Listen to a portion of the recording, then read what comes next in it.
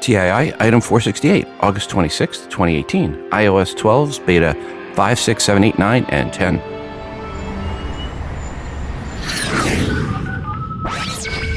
Welcome to Today in iPhone. I like it a lot. Today in iPhone. Hey, Cora! Oh, yeah. My beautiful iPhone, which I never have out of my hand and that I do everything with and has become an extension of who I am. Today's show is brought to you by Eero. For free overnight shipping to the US and Canada, visit eero.com and at checkout, select overnight shipping, then enter promo code TII to make it free. This episode is brought to you by Casper. Get $50 towards select mattresses by visiting casper.com/TII and using TII at checkout. Terms and conditions apply. Welcome to the show. I'm your host, Rob, and you are listening to the Today in iOS podcast. First up, I want to thank Carl for sending in the artwork for today's show. Carl wrote the following. Hi, Rob. Here is the Apple Store in Novi, Michigan, a suburb of Detroit. Keep up the fantastic work with the podcast. Regards, Carl W. Brooks. Well, thank you, Carl, for sending in this. Folks, you can see this artwork in the free TI app via the bonus button for episode 468 or at instagram.com/todayios and also at facebook.com/todayios. If you have some artwork and or music that you have created on your iOS device that you would like to share with the audience, please email it to me at todayinios@gmail.com. Please make sure to include which app or apps you use to create said artwork and or music. Since the last episode, iOS 12 betas 5, 6, 7, 8, 9, and 10 have been released. Thanks for your patience. So what is new? Well, with the last couple of versions for betas 9 and 10 versus beta 8, really nothing, which means they are close to release. We predicted back in July the iPhone 2018s would launch September 21st. That means September 18th, most likely, for the iOS 12 public launch for the software. Last year, it was September 19th, just as an FYI. Let's go back to Beta 5 to find a few changes. Control Center controls are now darker. New icons for media type and albums and photos. Share across devices toggle in the screen time. Family members removed from screen time section, still under Apple ID's family sharing. The stocks widget size changed. The News app has updated icons. New haptic feedback on the iPhone 10 when all apps are closed in the app switcher. Includes new AirPods case imagery that appears to show off an upcoming design change. FaceTime has new connecting, disconnecting tones.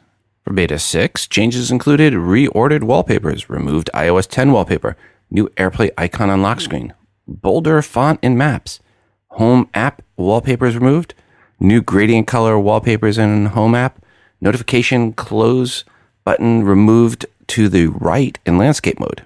For Beta 7 and 8, the changes included slowness added in Beta 7 and then resolved in Beta 8. The Measure app has tweaked icon. Music videos have new 16:9 album art in the Music app. And group FaceTime has been delayed. Now, if it sounds like we were digging there at the end to report things, yes, we were. Again, Beta 9 and 10, from what I've read and could find and see, were just the optimization and bug fix type items, which is actually good news, which means we're close. As I said back in June, iOS 12 has been the best performing no-dot beta ever. It is also the one with the least amount of new features ever. So yes, it should be ready for those of you out there that want to release the hounds pretty much as soon as it's released. I just don't think there's going to be much for those hounds to track down once they are released.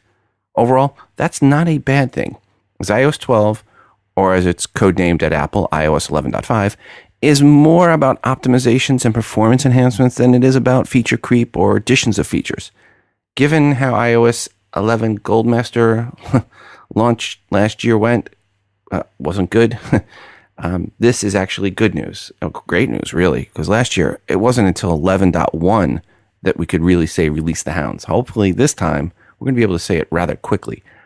I've been using the beta of iOS 12 on my main iPhone since beta 5, and it has been rock solid. So I haven't had really issues.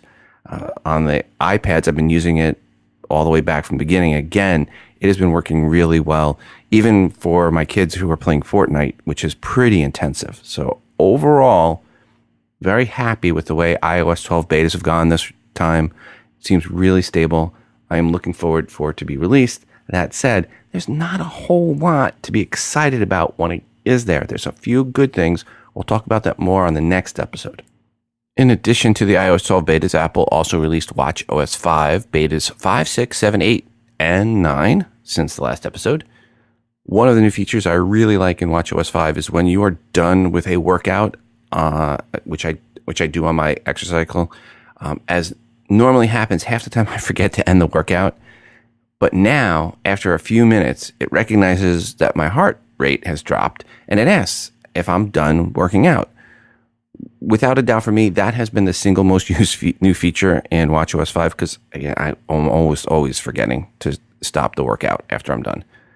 I also have been using the new podcast app for watchOS 5. I like the way that works as well. And per what is new since beta 4? Well, in beta 6, Apple cleared up the status of walkie-talkie invitations to make them, well, clearer. And yeah, after that, not much new in watchOS 5 betas. So again, it seems to be ready to go. I haven't noticed any issues. I've been running the beta on the watchOS 5 since I ran it on iOS 12 beta 5. So over a month now, I've been running the betas on my watch and my iPhone, and the watch, again, seems very stable. Haven't had any issues where it crashed or anything like that. Now, if I did have one wish for the podcast app on watchOS 5, it would be that it allowed it to play on the speaker on your Apple Watch.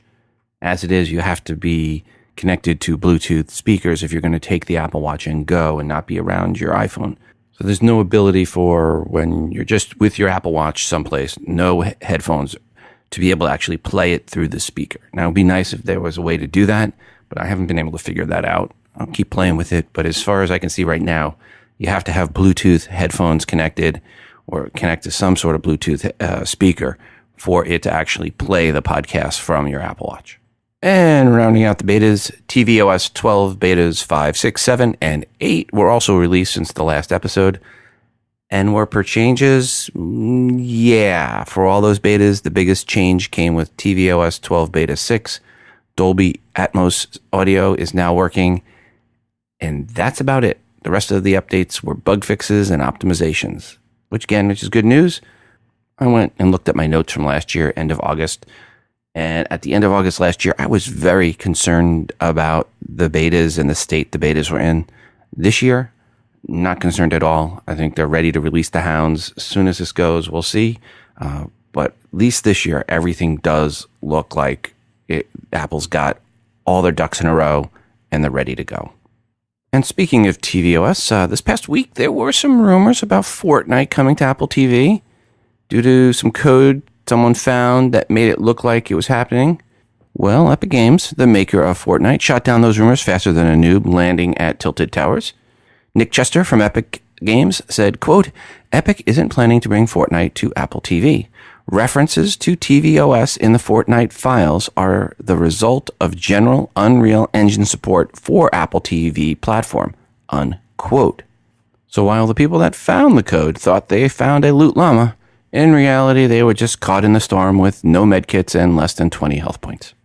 You know what else happened since the last episode? Apple, well, a lot, but Apple released their Q2 2018 quarterly report, and they said everything is coming up roses. Or at least that is what Wall Street took away, with the stock up over $25 a share since the last episode to all-time highs, and yes, finally breaking through the $1 trillion with a T dollar market cap barrier. The first time any company has ever done that. Now, in fairness, if you adjusted for inflation, the Dutch East India Company at its peak would have been valued at over $7 trillion with a T dollars in its market cap. But that is a lot like saying who is the greatest basketball player of all time, the Big O, Jordan, or LeBron. Different eras make straight-up comparisons tough. One comparison said that Microsoft would have been worth over $1 trillion at their peak, adjusted for today's dollars as well.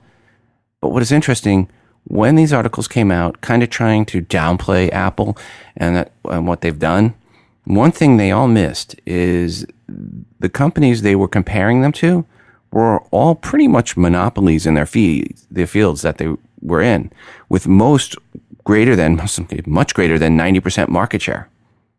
Apple did all this with less than 15% market share for their biggest product line and less than 5% for their computer line. Think about that. Apple is the first to $1 trillion and did it with a tiny part of the market share. Per what Apple actually announced, the iPhones sold last quarter were 41.3 million units, up a smidge from 41 million the year earlier. iPads sold were 11.6 million, also up a smidge from 11.4 million the year earlier.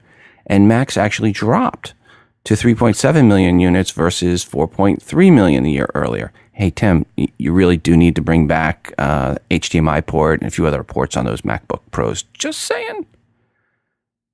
Why such a big jump, though, in share price? Simple.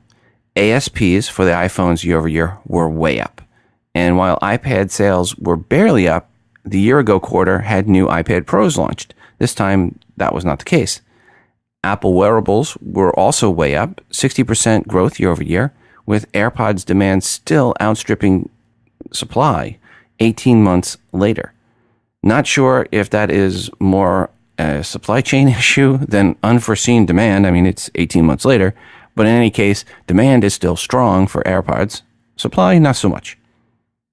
But I think the strangest thing on the call had to be the last caller on the conference call.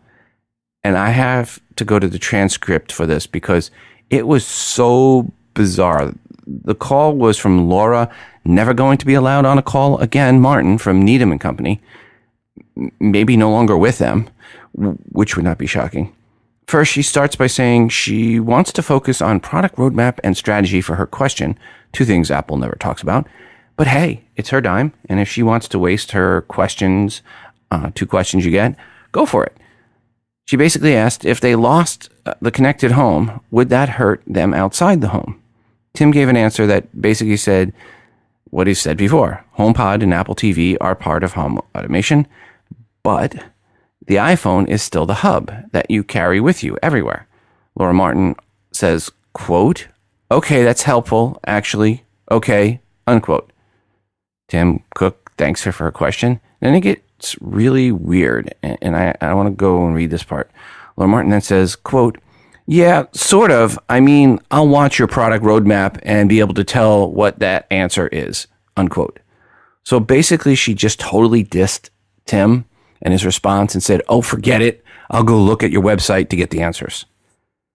She went on to say she gets in fights with other investors, can't imagine why, about whether Apple accessories are on-ramps to the ecosystem or if you need an iPhone first. Apple even tried to shut her down, saying basically, thank you, and you're done, but she kept on talking. Again, one of the weirdest interactions on a conference call I can ever remember. But regardless of how it ended, the message taken away from the call, from the analysts and from the Wall Street observers was iPhone ASPs are way up, profits were up, and then Apple stock price followed suit, breaking through the $1 trillion market cap. Congrats, Apple. Today's sponsor is a product I absolutely love and allows me to get the fastest Wi-Fi at my house with the best coverage everywhere. Eero, E-E-R-O, makes a Wi-Fi mesh network for your home. Within the next month, many of us will be getting a new iPhone or iOS device. Make sure your home's Wi-Fi is not going to hold back your new iPhone or iOS device. Eero offers you the fastest Wi-Fi I've ever tested. This is the second generation Eero unit, which added a third 5 gigahertz radio, and it is a mesh network, just like at office buildings, but now for your home. You only need to hardwire connect the base station unit. The beacons you just plug into any wall outlet, and they even have a nightlight. If you go to eero.com and enter promo code TII, you will get free overnight shipping to the US and Canada. Again, go to eero.com and at checkout, select overnight shipping, then enter promo code TII to make it free. If you get a new iPhone and or a 4K Apple TV and or a new iPad this fall, and you want to unlock the full Wi-Fi speed of your Apple devices, then go and get yourself an Eero mesh network for your house. The base station units sit flat and you power it with their USB-C connector. It's a very nice looking Apple-esque design. It also has a new Thread radio for low power devices like my Ring doorbell or other Wi-Fi enabled IoT devices. As I've said before, this is the best Wi-Fi I've ever tested or heard of. Thanks Eero for unleashing the wireless power of all my Apple products. And one of the features I really like about the Eero, and this is one that I've been using lately, is you can set up guest access. My sons have their friends coming over and they're playing Fortnite and they're bringing their devices. And rather than having to give my home Wi-Fi password out, I just go to the Eero app and I select guest access. And then they have just a little QR code that they scan from their device and boom, it enables them to get into our Wi-Fi and I don't have to give them my main Wi-Fi password. So just a nice little feature. If you ever have anyone come over to your house and they want to use your Wi-Fi, now you can do it without having to give out your password, which you may use for other things in your life, like we do. So you have some questions about how to perform the voiceover gestures on the iPhone 10, and I'm going to demonstrate that for you now. A couple of notes in the beginning. First off, it's where you place your finger, the timing, and when you hear, you'll get some hints along the way, and you can just follow those, and they'll help you. For example, it'll say lift for home. That means literally when you've slid your finger up the screen, you hear the tone. VoiceOver will, if you wait a few seconds, it'll tell you lift for home or lift for app switcher. You literally just lift your finger off the screen, and there you go. You can, once your finger's on the screen, slide up and activate one or the other gestures without removing your finger. So if you decided I wanted to go home and instead I want to go to the app switcher, you just keep sliding your finger until you get the second tone, and you wouldn't have to kind of start the gesture over again. So I'm going to first let you hear the sound without the speech. This is the sound that indicates that you've initiated the gesture.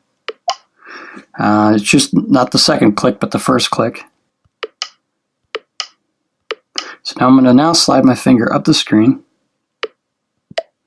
You'll get a little taptic feedback there. All right, now that's the app switcher. That's for home, app switcher. And if you slide your finger all the way back down, you hear the lowest tone, that's canceling the gesture. So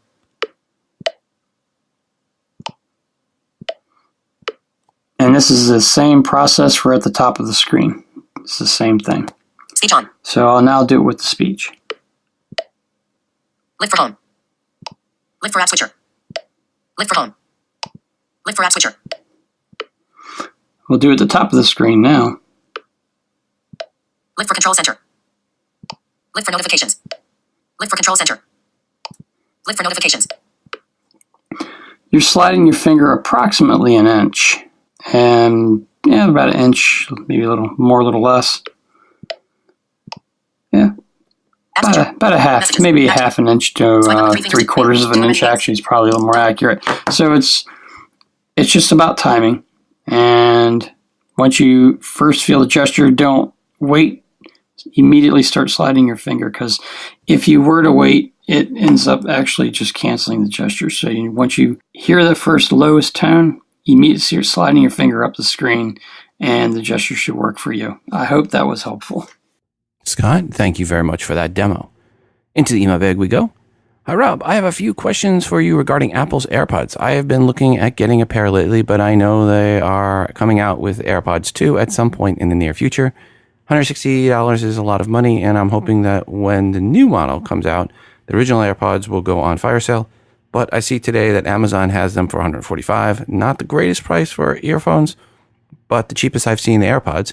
Do you think it's worth the gamble to wait to see if the announcement happens for the upgraded version in September? Again, I'm not really wanting version 2, just a cheaper version of 1 that I can afford.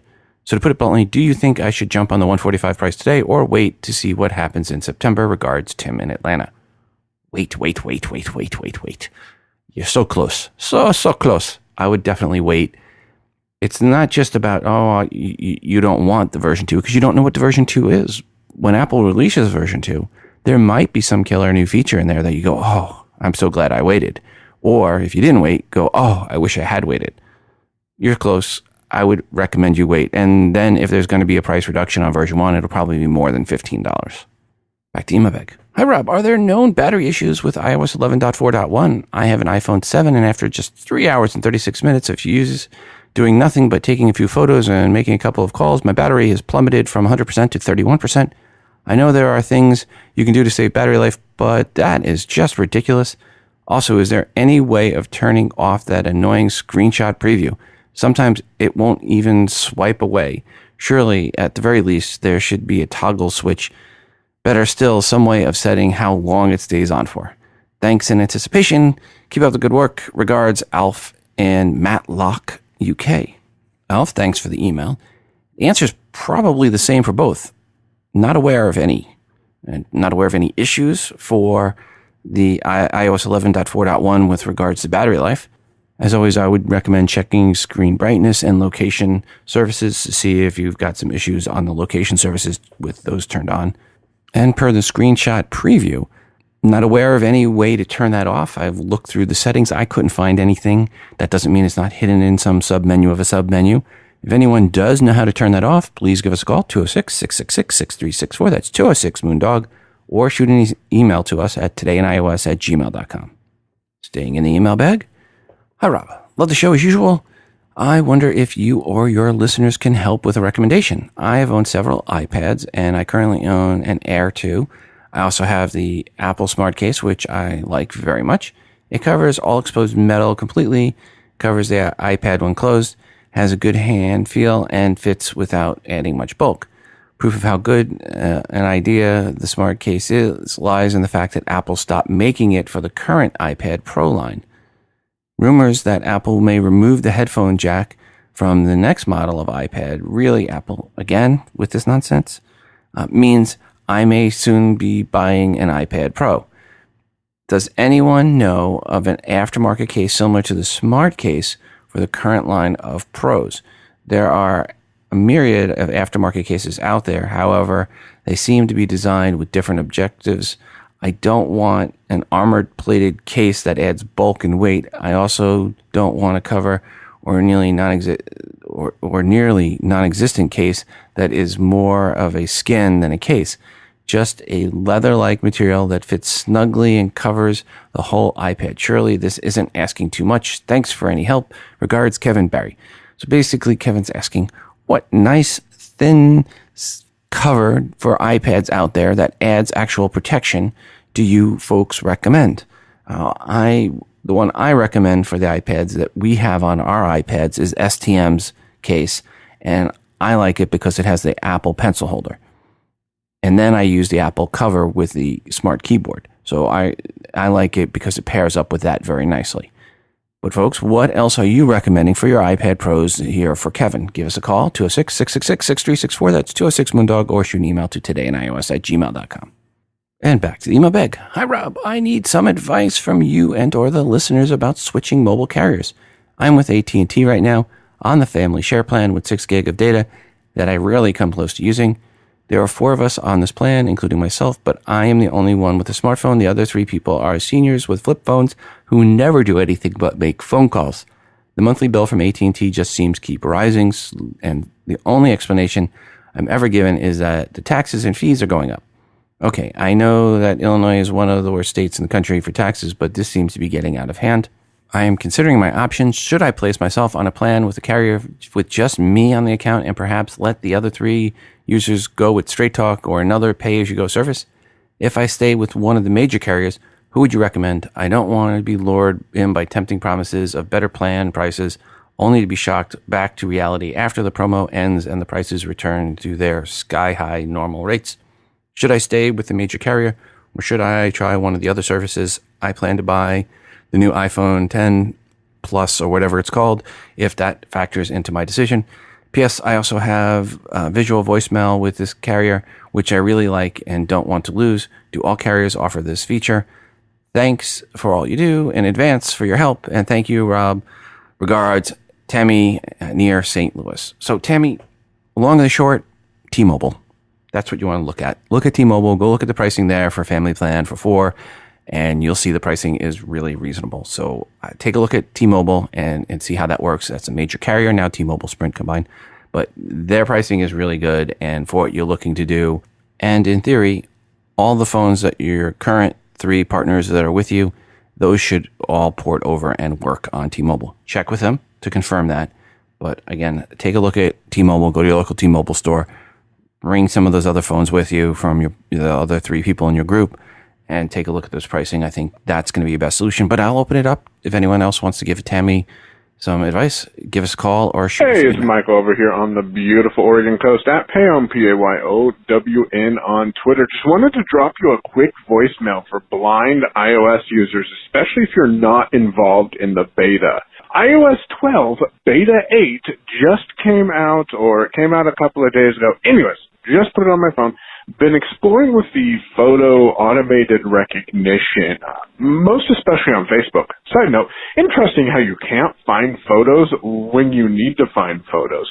But when you're just browsing Facebook and you don't want to find photos while you're a blind person, all you can see is photos. Anyways, so if you double tap on a Facebook post and then you single tap with one finger about the middle of your screen or so, find the image, and then 3-finger single tap on the image. So when the image is highlighted, 3 fingers single tap on your screen, you'll get a rough description of the image, but most importantly, especially for my previous coworkers who shared them all the time, I gotta try this out and see if it works in Slack. But you can hear the text from memes as of right now. So hoping this comes out and stays in the actual release of iOS 12, so those who are not on the beta cycle can definitely enjoy the added benefits, something that I'm kind of excited is finally here.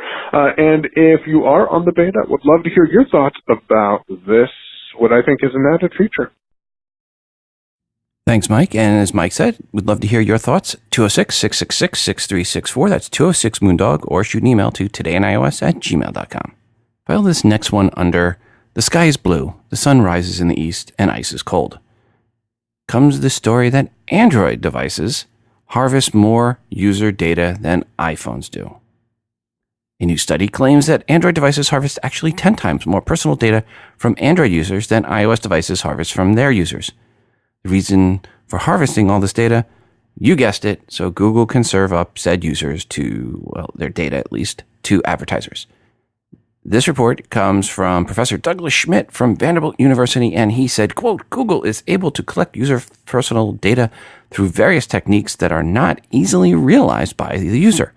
Most of the process of collecting user data by Google actually occurs when users are not directly related to Google products, unquote. He also said Google Chrome sends data to Google 50 times more than Safari does on the iPhone, going on to say it's so bad that even an idle Android device with Chrome running in the background will send data location of the user to Google. This happens 340 times in a 24-hour window. Eeks.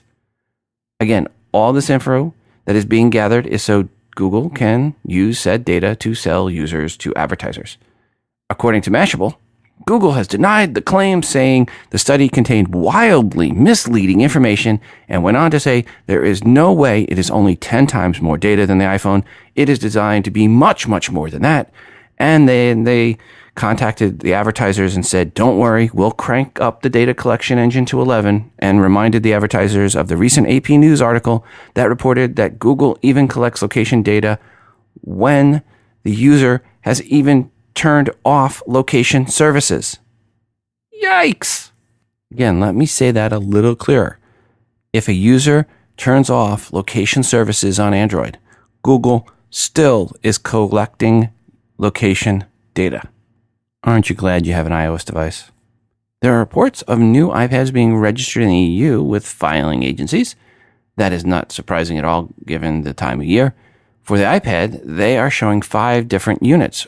Right now, there are 4 different iPads for sale, and that is the 12.9-inch iPad Pro, the 10.5-inch iPad Pro, the 9.7-inch iPad, and the 7.9-inch iPad Mini. So, curious to see what the new unit will be.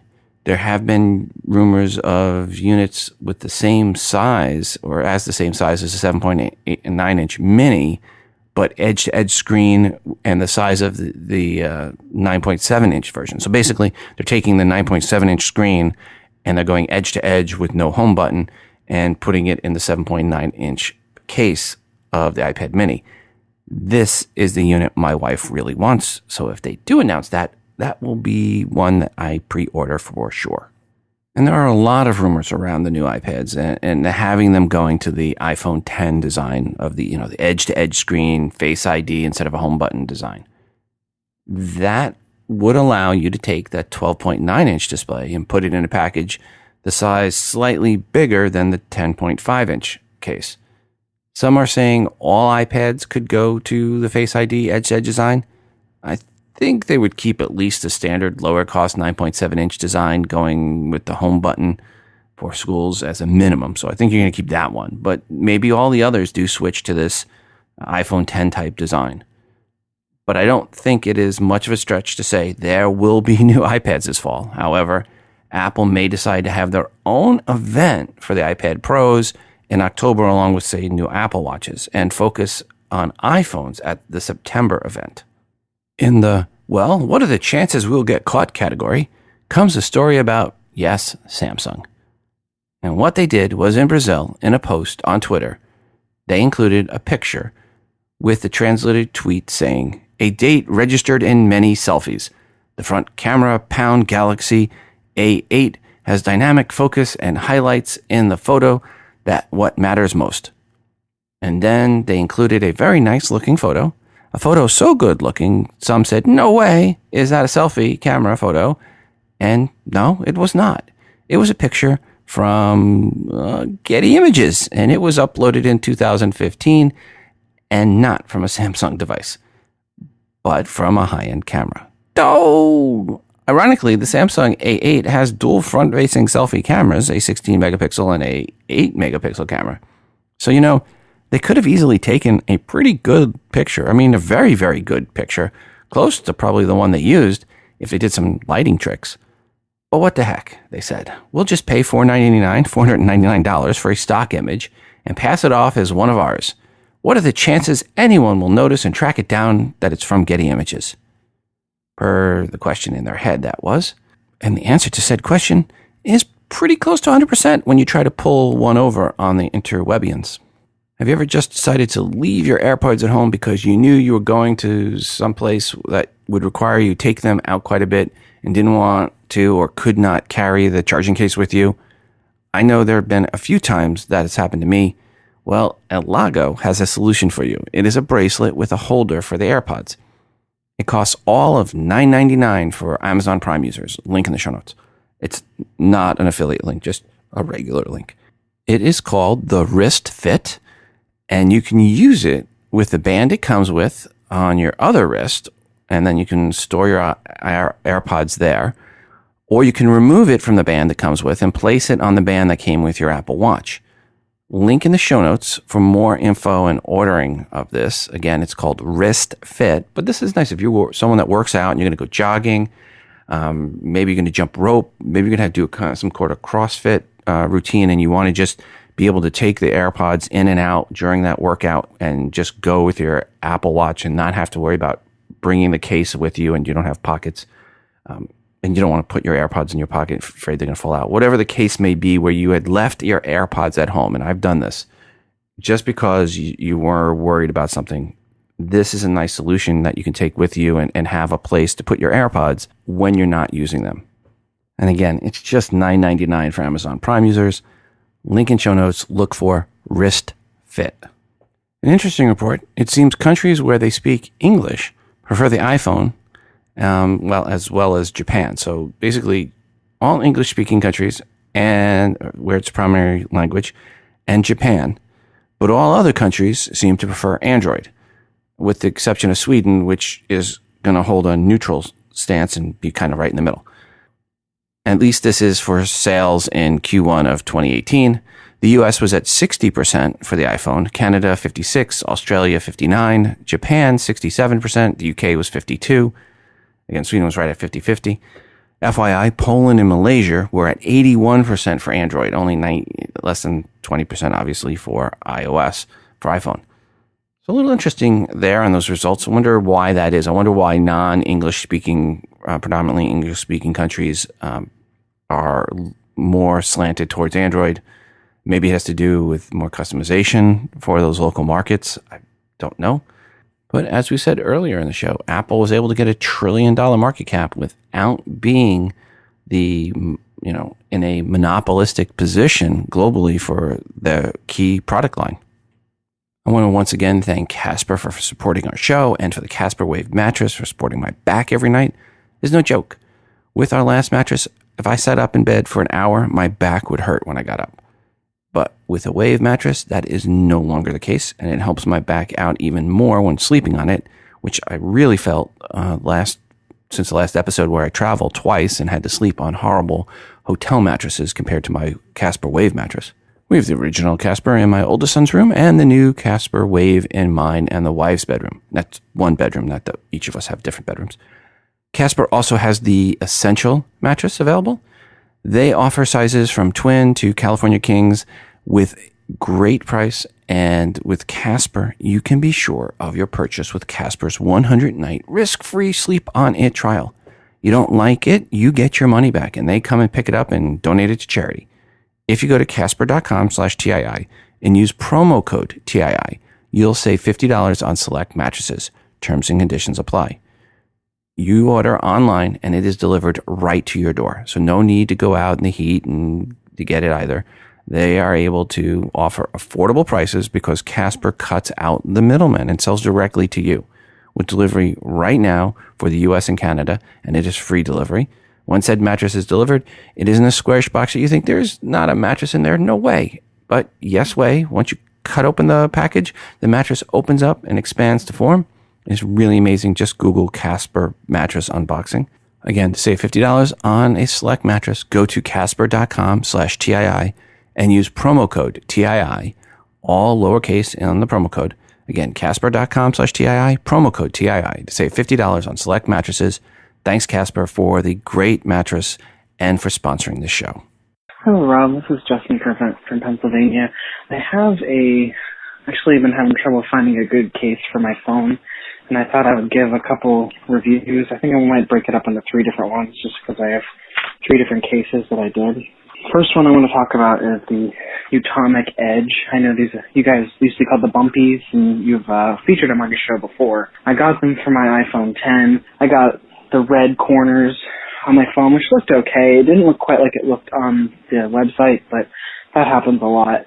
I also got it with the back plate and the Utomic ring add-on on the back plate. I actually was really disappointed with this product this time. I followed the directions. First of all, when they ordered the red, they sent me the black ones first, and I wanted to see what the red on the black would look like. So they did replace it out, no problem, and sent it back. Then I liked the back plate that went on. It's like a snap-on thing. They call it the snap case. You put it on the back, and it allows you to add the add-ons. They have like a wallet. They have a thing, because now that there's a glass back, you can't put adhesive things in the back of your phone anymore. Honestly, I was really disappointed with this product this time around. I used them in the past and enjoyed them, but this time I did not. For some reason, it wouldn't stay on my phone. I dropped my phone once. Nothing happened to my phone, but the corners popped off. And I also found it very difficult to install their case. They have the glass protection with the $150 insurance policy. And I can tell you that glass protector was very hard to put on, and it was really hard not to get a bunch of bubbles. I was really disappointed in it all in all, because it was like it was a super edge-to-edge screen protector, and between the Bumpies not staying on, I guess the Utomic Edge is not staying on, and the glass screen protector not working as designed, I was really disappointed in this product. Wouldn't recommend it in the future. I don't think I'll be purchasing it again. I returned it, and they did give me my money back. I have to give it to them there. Their customer service was good when things were wrong. They fixed it, and when I didn't like the product, they have a 45-day return policy, and they did honor it. I will give them that, but I wouldn't recommend the product in the future. Hello, Rob. This is Justin from Pennsylvania. I'm doing another case review. The case I'm reviewing today is the MagBack case. It's from a company called One Less. So I think you can find them at oneless.com. One spelled O-N-E. This case is just a pretty basic case, but it has a really one cool feature. It has three vertical magnets embedded in the case, and it's designed to go around your wireless charging, so you don't lose that feature. If you like wireless charging, it doesn't interfere with it. I tested it on a couple different Qi chargers I have at my house, so it does work well there. You can stick it to your fridge, and then it comes with two magnets you can either put in your car. I actually put one in my shower because it works as a baby monitor for my thing.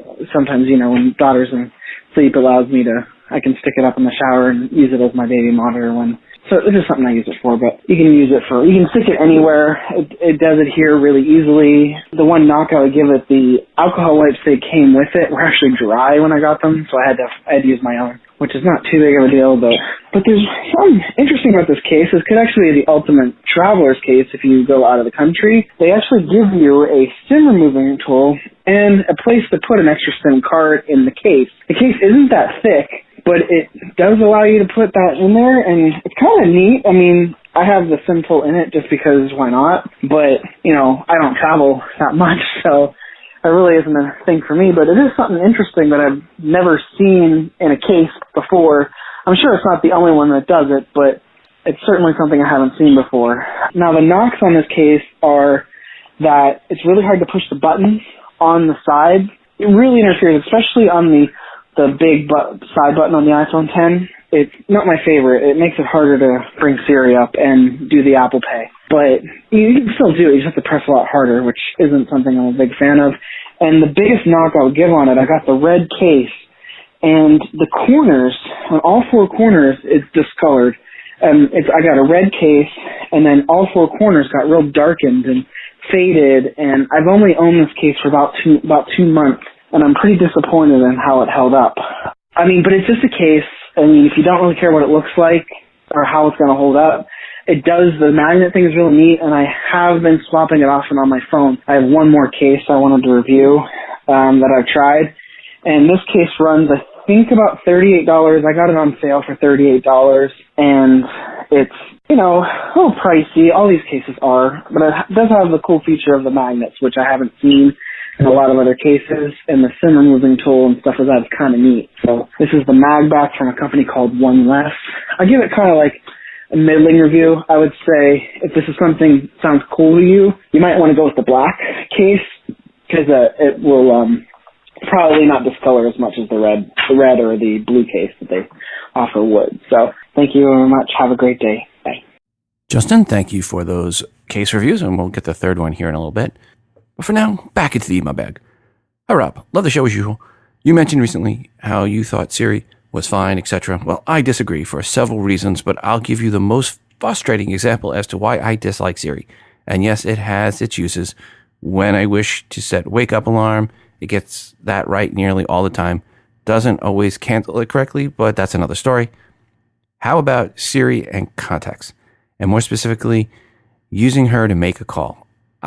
If, as I often am, you are in an area with limited cellular connectivity and no Wi-Fi, and I tell Siri to call so-and-so.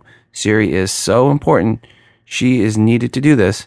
So Siri goes out to the web to figure out what I wanted and just sits there. Nothing. I am wanting to make a call, and instead I have to cancel my request, go to contacts manually, open up the contact I want, and then make the call. Also, as has happened to me many times while having a great connection to the internet, I try to call another contact. This one might be a business, which means it is listed with the title of the business. I am thinking of a few examples, all of which have standard English words in their titles, i.e. nothing odd or unusual words. What often happens is Siri comes back to me with, I found some examples on the web. I specifically asked to call so-and-so. This makes me so wish to smash my phone into little pieces. It makes me pine for my old LG flip phone I bought in 2005, which did voice dialing nearly flawlessly. Evidently, Apple cannot figure out that technology. So I love your show and your work, but please stop trying to assert something that is not credible. Kevin B. Hi, Kevin. Siri does all the things you mentioned for me almost flawlessly. I use her all the time to make calls. I use her to send text messages. I use her for directions and to change music. and podcasts. Again, for me, I am in the 20% and like her. Not everybody is a huge Siri fan. I understand that. But for me, I find Siri really helpful. I use it all the time. And for some reason, she likes my voice. Is she flawless? Does she work for me 100% of the time? No. There are times now and then where she doesn't. But for the majority of the time, I can keep my iPhone in my pocket with my Apple AirPods in my ear. Now, one thing I will tell you that helps when you're trying to make a call with Apple AirPods is don't just tap on it and then say, call my wife or something like that. Tap on it, bring up Siri, and move your hand in front of your mouth about 6 to 12 inches away, and then speak. The echo back from your hand makes it where Siri can hear you a lot better. So maybe when you're trying to invoke Siri, especially with the AirPods in your ear, bring your hand up so that the echo coming back off your hand, Siri can hear what you're saying a lot better. I find that, for me, makes Siri work most of the time. Again, it's most of the time and the vast majority of the time. So again, if you're using AirPods, that's a little trick that I found that works for me is I tap on my ear and then I'll say, call my wife, mobile is what I usually say. And boom, she calls my wife. Now I'll give Kevin a chance to reply here because I actually sent him a reply and he said, Rob, maybe you got the good Siri. I don't mean to imply Siri is useless, far from it, but she's not reliable enough and she cannot do some things Google Assistant can. Also, my other point is that I don't see why Apple still relies on Siri to access contacts and make calls when the technology to do this is more reliably all in the phone and existed so long ago. Regards, Kevin B.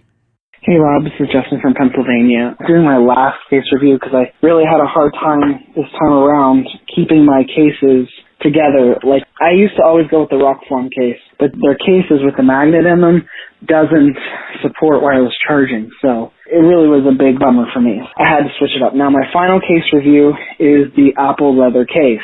$50, very pricey for what it is, but it is by far my favorite case of the bunch. Has no extra function other than protecting your phone pretty well. I mean, you're going to want a screen protector on the front of it in case you drop it face down, because all that. But the thing about Apple cases is that they leave the bottom open. And that's probably where you're going to want the screen protector the most, is somewhere down at the bottom, because if your phone hits that way, there's no protection at the bottom there. But what's nice for the iPhone X, it leaves that space completely clear for you to swipe up for the home gesture. All these other cases are in your way, except for the Atomic Edge that I had already reviewed. I didn't like that one, but this one is a full case, and the big killer thing about this are the buttons. They're metal. They feel great. They click. They feel just as good as if you're clicking your button without the case on it. It's so much easier to pull up your Apple Pay and all that. And the leather looks nice over time. It distresses in a way that a lot of people find appealing, and I don't mind. I have the black one, and I've had it I had it since Christmas. And it's been a case I've been swapping on and off ever since I stopped using the Atomic Edges. But it's got the nice Apple logo on it. It's got the buttons feel great. It fits nicely around the camera. It also makes your phone sit flat. And it's the case that makes your phone look most like it doesn't have a case on it because it just blends in. I like the black color because when you're watching video on it, the case doesn't distract you from the video. This is a case I would most recommend if you want a nice looking case. And I will say when you first get it, it's a little slick, but once you have it for a while, it grippies up. And it's the case I like the most. It fits on tight, doesn't come off too easy, but it's not impossible to get your phone out of. It's a very light case, doesn't add a lot of bulk. It fits in and out of your pocket really great. And it's easy to pop it off to clean your phone when you get that lint accumulation around the edges of the case, which you get with all cases. And you get to actually feel the stainless steel on the bottom because it's open at the bottom. And the way the glass meets the metal, I know it's silly, but if you like Apple products, you like the build quality. In this case, has a great build quality to it, and lets you still feel the great build quality of your phone. So that was my case. I had 3 case reviews. I feel like no one ever talks about these things. These are the things we always use on our phones. And they're really what you interact with the case more than you do the actual body of your phone if you are trying to protect it. So So of all the cases I would recommend the most, even though it's the most expensive, actually, no, the Atomic was actually the most expensive, but the most expensive for really offering no functionality is the Apple leather case, but it feels great. Also, I have used the silicone cases in the past. They're really nice as well. They don't discolor like I have the MagBook that did discolor. But this one, the color does change, but that's leather, distressing, and it's really nice. So, but the buttons, they feel great. I don't know if I stress that enough. The buttons feel great. All right, thank you very much, Rob. Have a great day. Bye. Justin, thank you for the case review. Folks, if you have some case reviews that you'd like to send in, give us a call, 206-666-6364. That's 206-Moondog. Or send an email to todayinios@gmail.com. For the record, my favorite case for the iPhone X has been Apple's own leather folio case. I like the leather folio case. I like the fact that I can keep my credit card and my driver's license in it and a little bit of money and grab my phone and go, and I don't have to grab my wallet and carry my wallet around all the time with me. So for me, at least in my life, because I work from home, what I find most convenient is Apple's leather folio case. And then when I go on the road, then I take my wallet with me. And then the other nice thing is I get 2 hotel keys. I put one in the leather folio case with my iPhone and one in my wallet. Because although I may leave my hotel room without my wallet by accident, I would not leave my hotel room without my phone. So, and I like Apple's leather folio case. I like the way it's worn and looks and feels, and the button, like Justin said there, the buttons on Apple's own case, they just work really, really well. What are you made of? I don't know the word for it in your language. Sorry about that. What are you made of? Silicon, memory, and the courage of my convictions. What are you made of? Let's just say it's not exactly on the periodic table of elements yet. Thanks again to Casper for their support of TII. And if you go to casper.com/TII and use promo code TII, all lowercase, you'll save $50 off a select mattress shipped right to your door. Again, go to casper.com/TII and use promo code TII.